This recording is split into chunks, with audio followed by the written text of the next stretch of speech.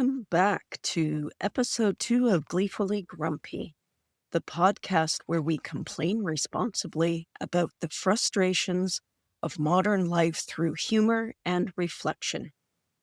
This podcast is sponsored by insomnia and chai lattes. I have been reading a lot of comments on social media about the amount of stress in daily life. Oh, hold on, I'll get the door. Nothing good arrives unexpectedly. Mom? There you are. What a stressful surprise. Is there any way to greet me? It was a natural response. Hi, Donna's mom. Come on in and have a seat. Great, she's invited to stay. Hi, Jessie. Just call me Barb. Okay, Barb. I mentioned previously that I see a lot of comments about stress these days. Well, stress has always been part of life. You younger ones just can't handle it. Yes, you were the pinnacle of cool when you had that meltdown in Sears when they discontinued vacuum bags. Oh, that never happened. You're exaggerating. Sure, Mum. Jessie, she was always like this, just so dramatic. Um, um, Barb, our younger listeners wouldn't be familiar with what was happening in the 70s. What was it like to raise a family? Well, it wasn't easy. Donna's father and I were trying to raise a family of 6. I had to take a job in addition to Al's job to make ends meet. That sounds familiar because a lot of families today also need 2 incomes just to survive. Inflation is terrible nowadays. Well, there was an energy crisis in the 1970s, It inflated prices on everything. What? People were stressed back then too. So anxiety and gasoline are the glue that holds society together. Oh, for God's sake, Donna, you're so dramatic. Yeah, this all sounds very familiar. So, Barb, how did you and Al cope? Well, we just did what we could to survive. Right, it sounds like an emotional endurance marathon. Well, back then, if a person talked too openly about stress, people would think they were weak. And now you have acid reflux. Oh, I can't talk to you when you're like this. Your father and I were scared more than we admitted. One thing we know is that people tend to do better when they don't carry a lot of stress alone.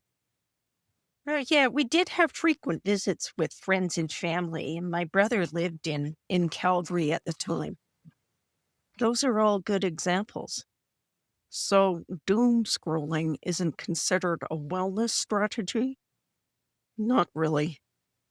Another thing researchers point out is that people do better when they focus on what they can control.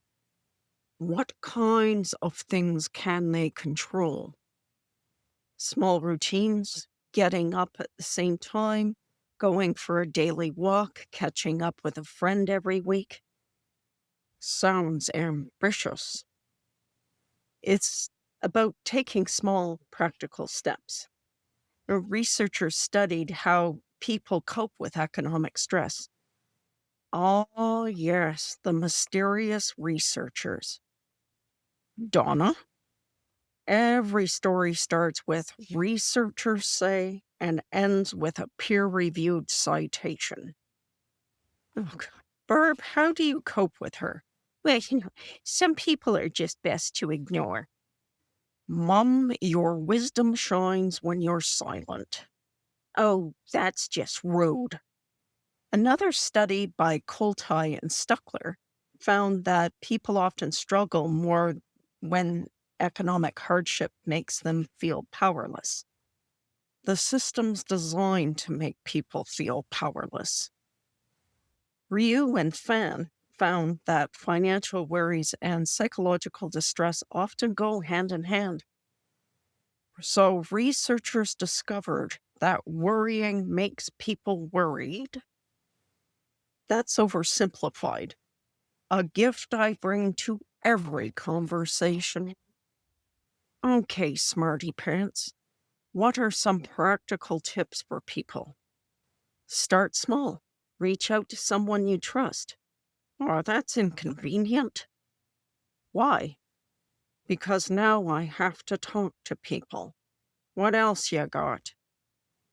Create one simple routine, such as a daily walk, a coffee date with a friend, 15 minutes a week to look over your finances. So the plan includes daily routines and reaching out to other people. My friends and I would exchange food coupons. Paper coupons? Yes. Paper coupons are ancient scrolls. Well, they work better than the apps on your phone. I think coupons are a great idea. I think coupons are a great idea. And on that note, thanks for joining us for this episode of Deadpan Donna, the Gleefully Grumpy podcast. We appreciate it. Full citations and research references are available through the episode resources page linked in my link tree in the show notes. And you'll also find links to my Patreon community and PayHip store. Until next time, take care of yourself. Thank you for letting us complain responsibly. It's cheaper than groceries.